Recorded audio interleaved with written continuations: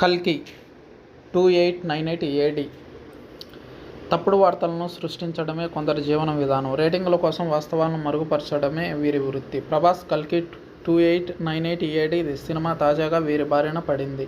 ఈ సినిమాను మే 9న విడుదల చేయనున్నట్టు ఇప్పటికే మేకర్స్ ప్రకటించిన విషయం తెలిసిందే. అయితే ఈ సినిమా విడుదల వాయిదా పడే అవకాశాలు ఉన్నాయంటూ సామాజిక మాధ్యమాల్లో వార్తలు వెలువడ్డాయి. కల్కి 2898 ఏడి అత్యంత భారీ బడ్జెట్తో రూపొందుతున్న సోషియో ఫాంటసీ ఫిక్షన్ మూవీ కావడం, ప్రభాస్, అమితాబ్, కమల్ హాసన్, దీపికా పదుకొనె, దిశా పటాని, పశుపతి లాంటి సూపర్ స్టార్స్ ఇందులో నటిస్తుండడం, పైగా సీజీ వర్క్తో కూడిన సన్నివేశాలు ఎక్కువగా ఉండడంతో ఈ సినిమా విడుదలకు ఆలస్యం అయ్యే అవకాశాలు ఉన్నాయనేది ఈ వార్తల సారాంశం. ఈ నేపథ్యంలో ఈ రూమర్లపై చిత్ర బృందం స్పందించింది. ప్రభాస్కి సంబంధించి జస్ట్ ది వార్మప్ అనే క్యాప్షన్తో వీడియోను విడుదల చేసింది. ఈ వీడియో ద్వారా మే 9న కల్కి 2898 ఏడి విడుదల కానుంది అనే విషయాన్ని మేకర్స్ స్పష్టం చేశారు.